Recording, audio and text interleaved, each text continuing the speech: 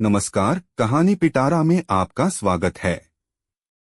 आज सुनिए मुंशी प्रेमचंद की लिखी कहानी ज्वालामुखी। डिग्री लेने के बाद मैं प्रतिदिन लाइब्रेरी जाता था, पत्रों या किताबों की समीक्षा करने के लिए नहीं, क्योंकि मैंने किताबों को छूने की कसम खा ली थी। जिस दिन गजट में अपना नाम देखा, उसी दिन मिल और कैंट को ताक पर रख दिया। मैं केवल अंग्रेजी पत्रों के वांटेड कॉलम को ही देखा करता था। जीवन यात्रा की चिंता मेरे मन पर सवार थी। अगर मेरे दादा या परदादा ने किसी अंग्रेज को गदर के दिनों में बचाया होता या किसी इलाके के जमींदार होते, तो कहीं नॉमिनेशन के लिए कोशिश करते, लेकिन मेरे पास कोई सिफारिश नहीं थी। अरे कुत्तों, बिल्लियों और मोटरों की मांग सभी को थी, लेकिन बीए पास का कोई पूछने वाला नहीं था। महीनों इसी तरह दौड़ते हुए गुजर गए, लेकिन अपनी रुचि के अनुसार कोई जगह नजर नहीं आई। मुझे अक्सर अपने बीए होने पर क्रोध आता था। अगर मैं ड्राइवर, फायरमैन, मिस्त्री, खानसामा या बावर्ची होता तो इतने दिनों बेकार न बैठता। एक दिन मैं चारपाई पर लेटा हुआ एक पत्र पढ़ रहा था, तभी मुझे एक विज्ञापन अपनी इच्छा के अनुसार दिखाई दिया। किसी रईस को एक ऐसे प्राइवेट सेक्रेटरी की जरूरत थी जो विद्वान, रसिक, सहृदय और रूपवान हो। वेतन 1000 मासिक। मैं उछल पड़ा। यदि यह पद मुझे मिल जाता तो जिंदगी चैन से कट जाती। उसी दिन मैंने अपना विनय पत्र अपने फोटो के साथ भेज दिया, लेकिन अपने आत्मीय लोगों में किसी से इसका जिक्र नहीं किया, ताकि वे मेरी हंसी न उड़ाएं। मेरे लिए 30 रू मासिक भी बहुत थे। 1000 कौन देगा? लेकिन दिल से यह ख्याल दूर नहीं होता। मैंने शेख चिल्ली के मंसूबे बांधना शुरू कर दिया। फिर होश में आकर अपने आप को समझाया कि मुझे ऐसे ऊंचे पद के लिए कौन सी योग्यता है। मैं अभी कॉलेज से निकला हुआ पुस्तकों का पुतला हूं, दुनिया से बेखबर। उस पद के लिए एक से एक विद्वान और अनुभवी पुरुष मुंह फैलाए बैठे होंगे। मेरे लिए कोई आशा नहीं। मैं रूपवान सही, सजीला सही, लेकिन ऐसे पदों के लिए केवल रूपवान होना काफी नहीं होता। विज्ञापन में इसका उल्लेख केवल इतना ही था कि कुरूप आदमी की जरूरत नहीं, और यह उचित भी है। बहुत सजीलापन ऊंचे पदों के लिए शोभा नहीं देता। मध्यम श्रेणी, तोंद भरा हुआ शरीर, फूले हुए गाल और गौरव युक्त वाक्य शैली, यह उच्च पदाधिकारियों के लक्षण हैं, और मुझे इनमें से एक भी नहीं है। इसी आशा और भय में 1 सप्ताह बीत गया और मैं निराश हो गया। मैं भी कितना ओछा हूं कि एक बेसिर पैर की बात के पीछे इतना उत्सुक हो गया। यही लड़कपन है। मुझे लगा कि किसी दिल्लगीबाज ने आजकल के शिक्षित समाज की मूर्खता की परीक्षा करने के लिए यह स्वांग रचा है। मैंने इसका कोई महत्व नहीं समझा, लेकिन 8वें दिन प्रातःकाल तार के चपरासी ने मुझे आवाज दी। मेरे हृदय में गुदगुदी होने लगी। मैंने जल्दी से तार खोला और देखा, लिखा था, स्वीकृत है, शीघ्र आओ, ऐशगढ़। मगर इस सुखद सूचना को पाकर मुझे वह आनंद नहीं हुआ जिसकी मैंने आशा की थी। मैं कुछ देर तक खड़ा सोचता रहा। विश्वास ही नहीं हुआ कि यह सच है। यह किसी दिल्लगीबाज की शरारत हो सकती है। मुझे इसका मुंहतोड़ जवाब देना चाहिए कि 1 महीने की तनख्वाह भेज दी जाए, इससे सब कुछ खुल जाएगा। लेकिन फिर विचार किया, अगर वास्तव में नसीब जाग गया हो तो इस उदंडता से खेल बिगड़ सकता है। चलो, दिल्लगी ही सही। यह घटना भी जीवन में स्मरणीय रहेगी। तिलिस्म को खोल ही डालूं। यह सोचकर मैंने तार द्वारा अपने आने की सूचना दे दी और सीधे रेलवे स्टेशन पर पहुंचा। पूछने पर पता चला कि यह स्थान दक्षिण की ओर है। टाइम टेबल में इसका विवरण विस्तार से लिखा था। स्थान दूरस्थ है, पर जलवायु स्वास्थ्यकर नहीं। हां, हृष्टपुष्ट नवयुवकों पर इसका असर शीघ्र नहीं होता। दृश्य बहुत मनोरम है, पर जहरीले जानवर बहुत मिलते हैं। अंधेरी घाटियों में न जाना चाहिए। इस विवरण को पढ़कर उत्सुकता और बढ़ गई। जहरीले जानवर हैं तो हों, कहां नहीं है। मैं अंधेरी घाटियों के पास भूलकर भी नहीं जाऊंगा। मैंने यात्रा का सामान ठीक किया और ईश्वर का नाम लेकर नियत समय पर स्टेशन की तरफ चला, लेकिन अपने आलापी मित्रों से इसका कोई जिक्र नहीं किया, क्योंकि मुझे पूरा विश्वास था कि 2-4 दिन में फिर अपना सा मुंह लेकर लौटना पड़ेगा। गाड़ी पर बैठते ही शाम हो गई। कुछ देर तक सिगार और पत्रों से दिल बहलाता रहा। फिर मालूम नहीं कब नींद आ गई। आंख खुली और खिड़की से बाहर देखा तो उषा काल का मनोहर दृश्य दिखाई दिया। दोनों ओर हरे वृक्षों से ढकी हुई पर्वत श्रृंखलाएं, उन पर चरती हुई उजली गायें और भेड़ें सूर्य की सुनहरी किरणों में रंगी हुई बहुत सुंदर लग रही थीं। जी चाहता था कि कहीं मेरी कुटिया भी इन्हीं सुखद पहाड़ियों में होती, जंगलों के फल खाता, झरनों का ताजा पानी पीता और आनंद के गीत गाता। यकायक दृश्य बदल गया। कहीं उजले उजले पक्षी तैरते थे और कहीं छोटी छोटी डोंगियां निर्बल आत्माओं की तरह डगमगाती जाती थीं। यह दृश्य भी बदला। पहाड़ियों के दामन में एक गांव नजर आया, झाड़ियों और वृक्षों से ढका हुआ, मानो शांति और संतोष ने यहां अपना निवास बनाया हो। कहीं बच्चे खेलते थे, कहीं गाय के बछड़े खिलौनों की तरह खेलते थे।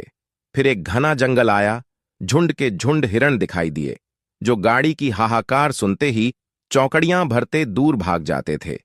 यह सब दृश्य स्वप्न के चित्रों के समान आंखों के सामने आते थे और एक क्षण में गायब हो जाते थे। इनमें एक अवर्णनीय शांतिदायिनी शोभा थी, जिससे हृदय में आकांक्षाओं के आवेग उठने लगते थे। आखिरकार ऐशगढ़ निकट आया। मैंने बिस्तर संभाला। थोड़ी देर में सिग्नल दिखाई दिया। मेरी छाती धड़कने लगी। गाड़ी रुकी। मैंने उतरकर इधर उधर देखा और कुलियों को पुकारने लगा। इतने में 2 वर्दी पहने हुए लोगों ने आकर मुझे सादर सलाम किया और पूछा, आप से आ रहे हैं ना? चलिए, मोटर तैयार है। मेरी खुशी का ठिकाना न रहा। अब तक मुझे कभी मोटर पर बैठने का सौभाग्य नहीं मिला था। मैंने शान से मोटर में बैठ गया। मन में बहुत लज्जित था कि ऐसे फटे हाल में क्यों आया। अगर जानता कि सचमुच सौभाग्य का सूर्य चमका है तो ठाट बाट से आता। खैर, मोटर चली। दोनों तरफ मौलसरी के घने वृक्ष थे। सड़क पर लाल वजरी बिछी हुई थी। सड़क हरे भरे मैदान में किसी सुरम्य जलधार की तरह बलखाती चली गई थी। 10 मिनट भी नहीं हुए होंगे कि सामने एक शांतिमय सागर दिखाई दिया। सागर के उस पार पहाड़ी पर एक विशाल भवन बना हुआ था। भवन गर्व से सिर उठाए हुए था और सागर संतोष से नीचे लेटा हुआ था। सारा दृश्य काव्य, श्रृंगार और आनंद से भरा हुआ था। हम सदर दरवाजे पर पहुंचे। कई लोगों ने दौड़कर मेरा स्वागत किया। इनमें एक शौकीन मुंशी जी थे, जो बाल संवारे और आंखों में सुरमा लगाए हुए थे। मेरे लिए जो कमरा सजाया गया था, उसके द्वार पर मुझे पहुंचाकर उन्होंने कहा, सरकार ने फरमाया है कि इस समय आप आराम करें, संध्या समय मुलाकात कीजिएगा। मुझे अब तक इसकी कोई जानकारी नहीं थी कि यह सरकार कौन है। न मुझे किसी से पूछने का साहस हुआ, क्योंकि अपने स्वामी के नाम से अनभिज्ञ होने का परिचय नहीं देना चाहता था। लेकिन इसमें कोई संदेह नहीं कि मेरा स्वामी बड़ा सज्जन मनुष्य था। मुझे इतने आदर सत्कार की आशा नहीं थी।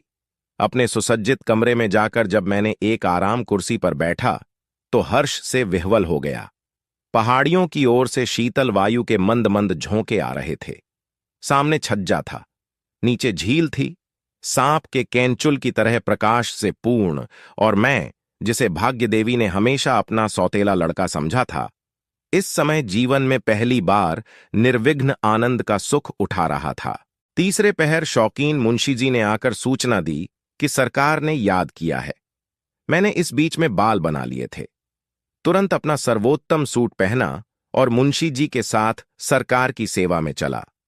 इस समय मेरे मन में यह शंका उठ रही थी कि मेरी बातचीत से स्वामी असंतुष्ट न हो जाए और उन्होंने मेरे विषय में जो विचार स्थिर किया हो उसमें कोई अंतर न पड़ जाए। तथापि मैं अपनी योग्यता का परिचय देने के लिए पूरी तरह तैयार था। हम कई बरामदों से होते हुए अंत में सरकार के कमरे के दरवाजे पर पहुंचे। रेशमी पर्दा पड़ा हुआ था। मुंशी जी ने पर्दा उठाकर मुझे इशारे से बुलाया। मैंने कांपते हुए हृदय से कमरे में कदम रखा और आश्चर्यचकित रह गया। मेरे सामने सौंदर्य की एक ज्वाला दीप्तिमान थी। फूल भी सुंदर है और दीपक भी सुंदर है।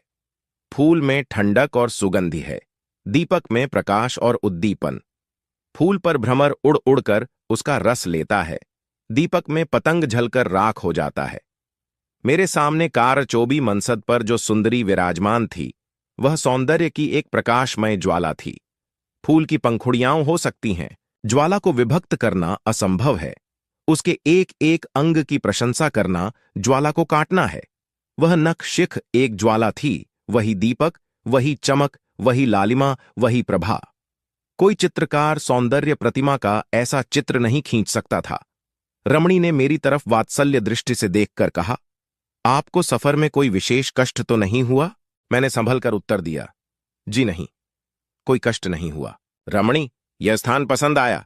मैंने साहसपूर्ण उत्साह के साथ जवाब दिया, ऐसा सुंदर स्थान पृथ्वी पर नहीं हो सकता। हां, गाइड बुक देखने से पता चला कि यहां की जलवायु जैसा सुखद प्रतीत होता है, वास्तव में वैसा नहीं है। विषैले पशुओं की भी शिकायत है। यह सुनते ही रमणी का मुख सूर्य कांतिहीन हो गया। मैंने तो चर्चा इसलिए की थी जिससे प्रकट हो जाए कि यहां आने में मुझे भी कुछ त्याग करना पड़ा है, लेकिन मुझे ऐसा लगा कि इस चर्चा से उसे कोई विशेष दुख हुआ।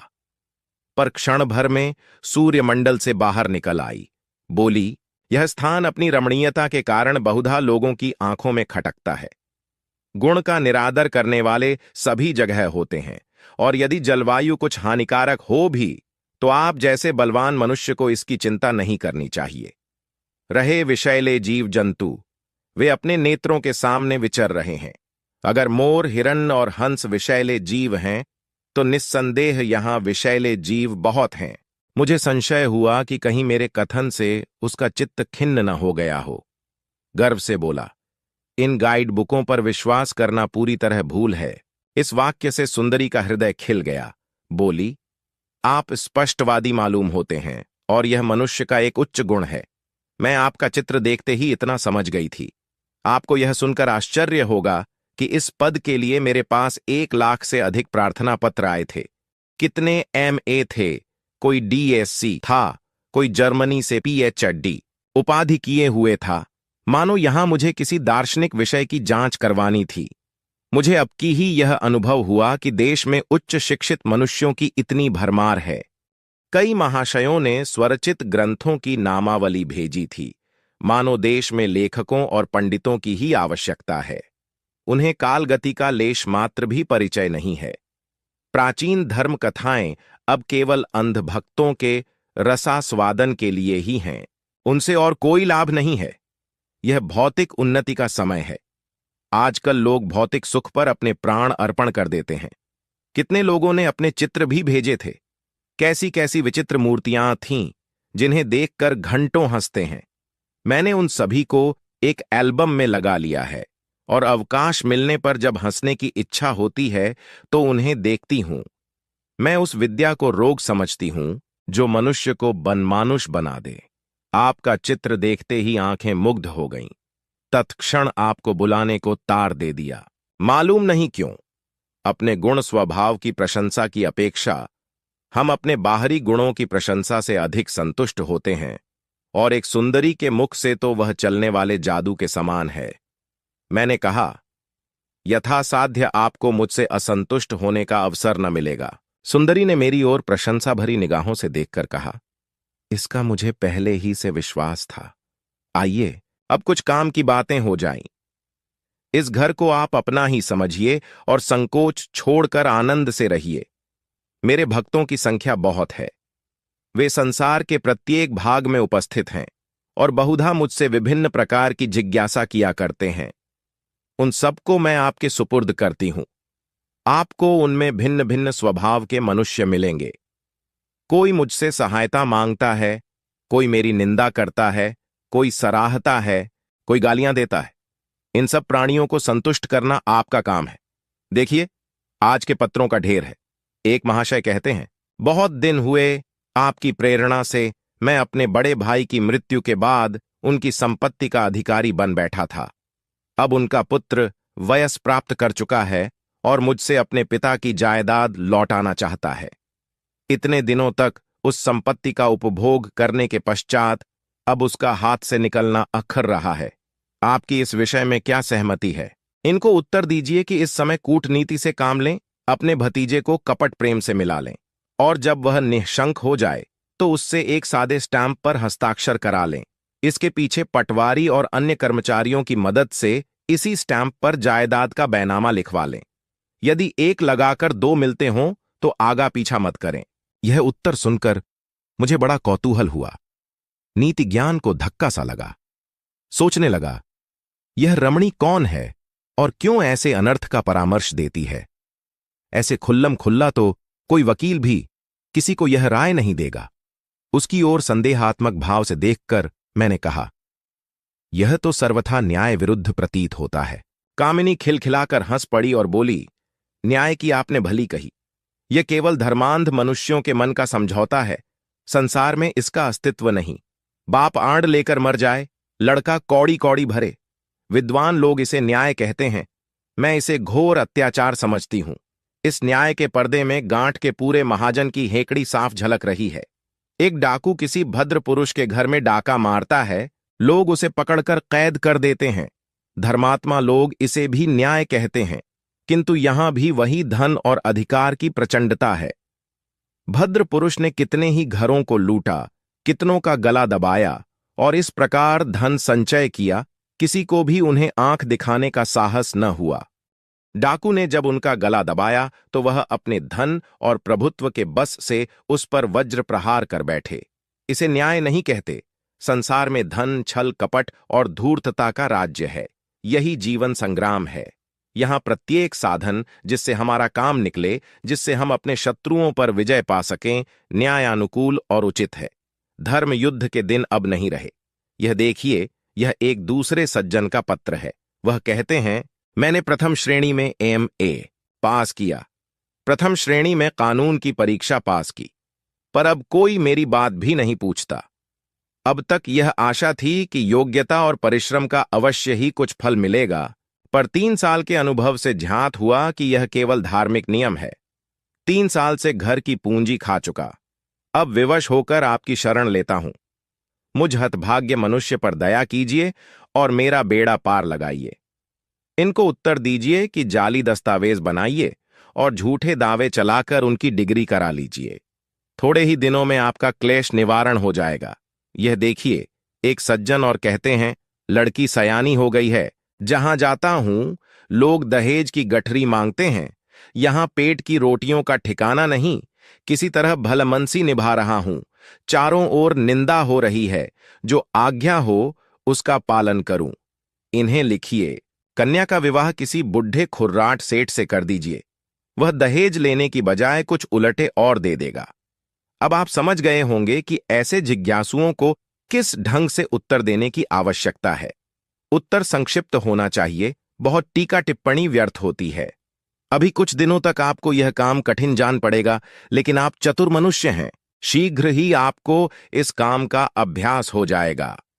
तब आपको मालूम होगा कि इससे सहज और कोई उपाय नहीं है। आपके द्वारा सैकड़ों दारुण दुख भोगने वालों का कल्याण होगा और वे आजन्म आपका यश गाएंगे।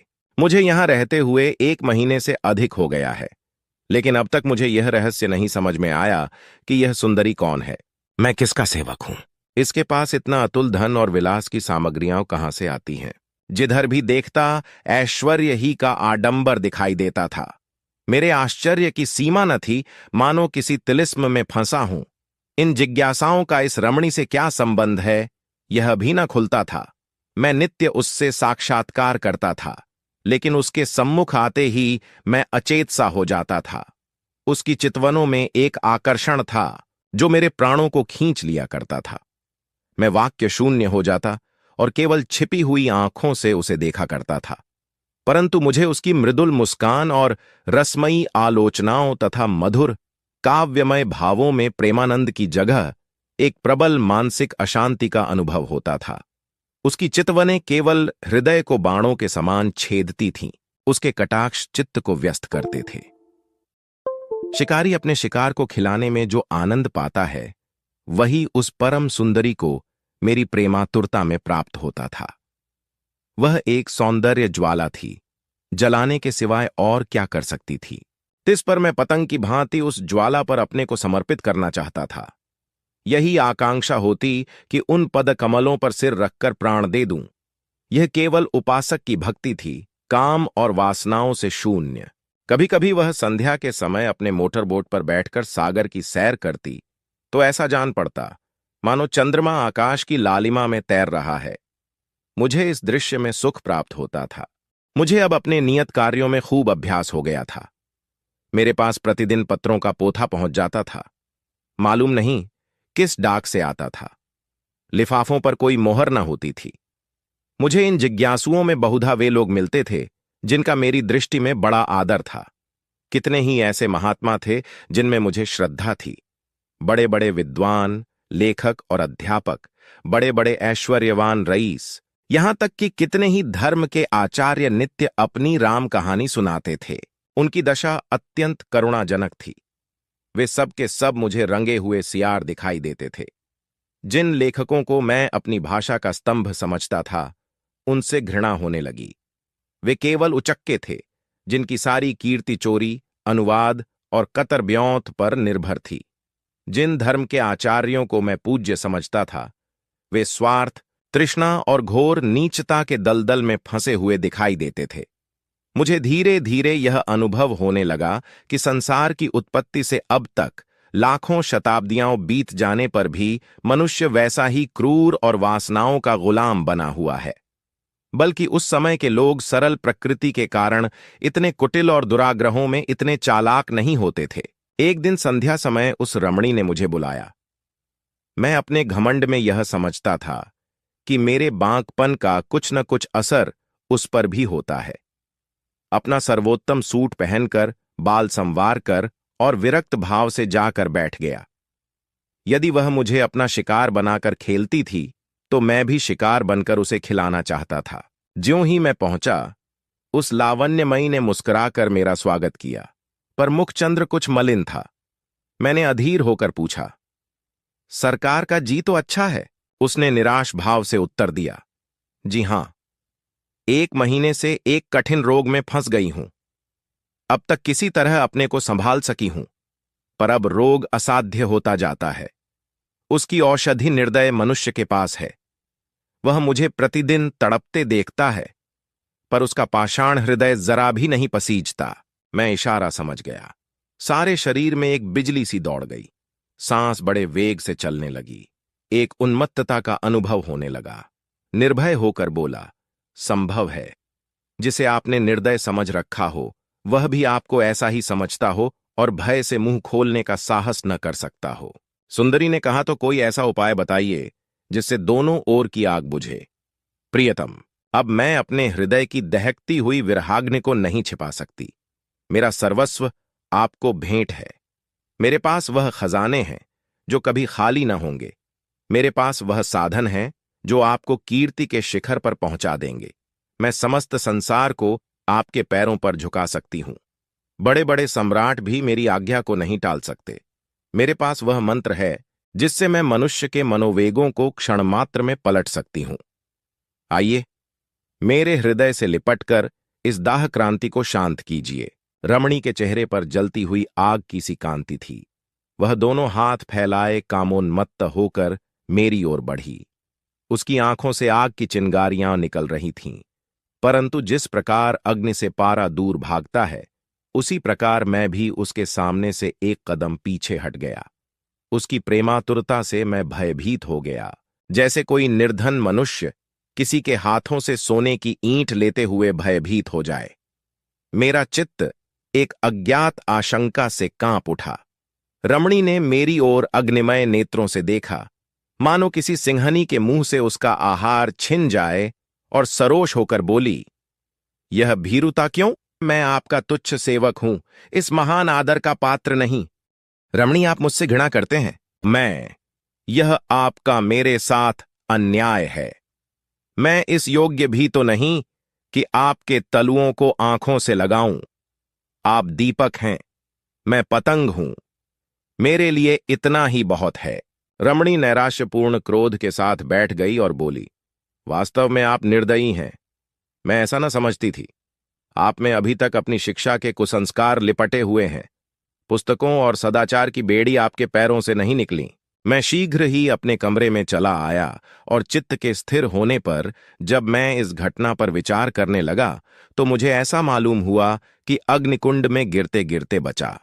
कोई गुप्त शक्ति मेरी सहायक हो गई। यह गुप्त शक्ति क्या थी? मैं जिस कमरे में ठहरा हुआ था, उसके सामने झील के दूसरी तरफ एक छोटा सा झोपड़ा था। उसमें एक वृद्ध पुरुष रहते थे। उनकी कमर तो झुक गई थी, पर चेहरा तेजमय था। वे कभी कभी इस महल में आया करते थे। रमणी न जाने क्यों उनसे घृणा करती थी, मन में उनसे डरती थी। उन्हें देखते ही घबरा जाती, मानो किसी असमंजस में पड़ी हुई हो। उसका मुख फीका पड़ जाता और वह जाकर अपने किसी गुप्त स्थान में मुंह छिपा लेती। मुझे उसकी यह दशा देखकर कौतूहल होता था। कई बार उसने मुझसे भी उनकी चर्चा की थी, पर अत्यंत अपमान के भाव से। वह मुझे उनसे दूर दूर रहने का उपदेश देती थी, और यदि कभी मुझे उनसे बातें करते देख लेती तो उसके माथे पर बल पड़ जाते थे। कई दिनों तक मुझसे खुलकर न बोलती थी। उस रात मुझे देर तक नींद नहीं आई। उधेड़बुन में पड़ा हुआ था। कभी जी चाहता आंख बंद करके प्रेम रस का पान करें, संसार के पदार्थों का सुख भोगें। जो कुछ होगा देखा जाएगा। जीवन में ऐसे दिव्य अवसर कहाँ मिलते हैं। फिर आप ही आप मन खींच जाता था, घृणा उत्पन्न हो जाती थी। रात के 10 बजे होंगे कि अचानक मेरे कमरे का द्वार आप ही आप खुल गया और वहीं तेजस्वी पुरुष अंदर आए। यद्यपि मैं अपनी स्वामिनी के भय से उनसे बहुत कम मिलता था, पर उनके मुख पर ऐसी शांति थी और उनके भाव इतने पवित्र तथा कोमल थे कि हृदय में उनके सत्संग की उत्कंठा होती थी। मैंने उनका स्वागत किया और एक कुर्सी पर बैठा दिया।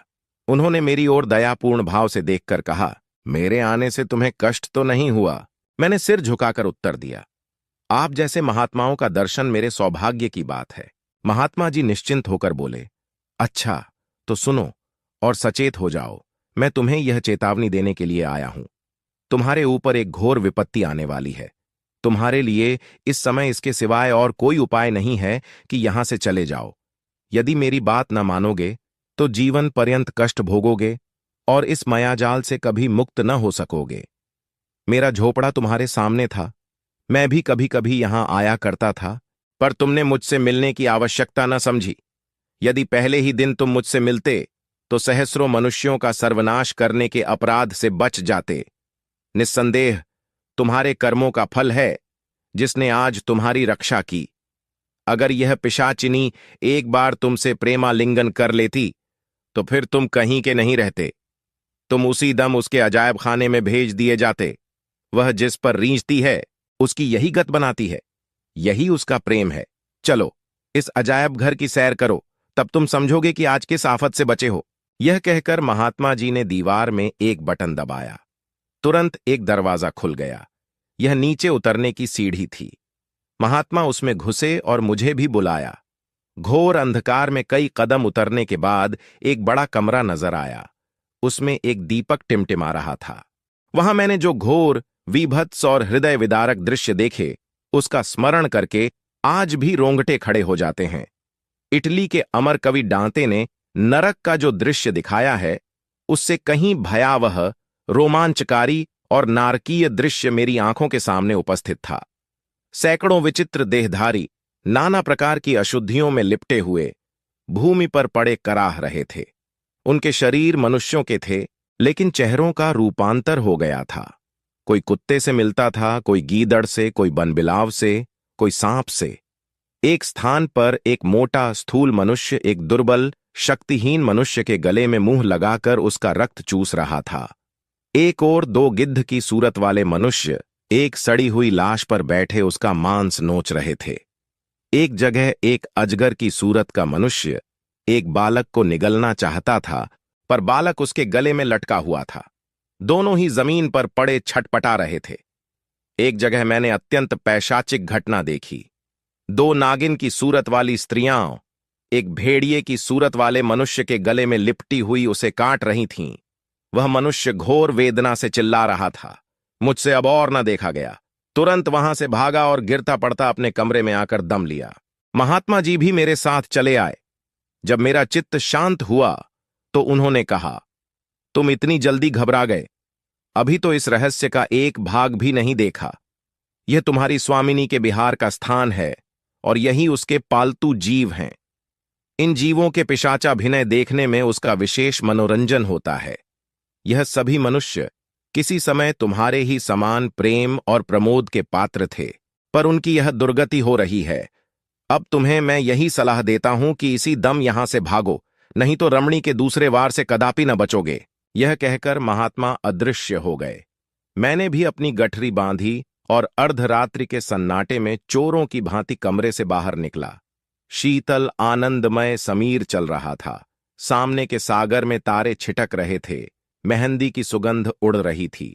मैं चलने को तो चला, पर संसार सुख भोग का ऐसा सुअवसर छोड़ते हुए दुख होता था। इतना देखने और महात्मा के उपदेश सुनने पर भी चित्त उस रमणी की ओर खींचता था।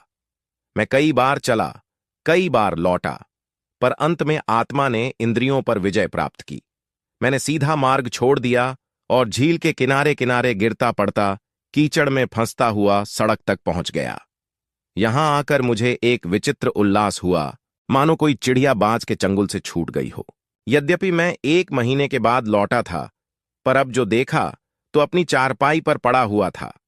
कमरे में जरा भी गर्द या धूल नहीं थी।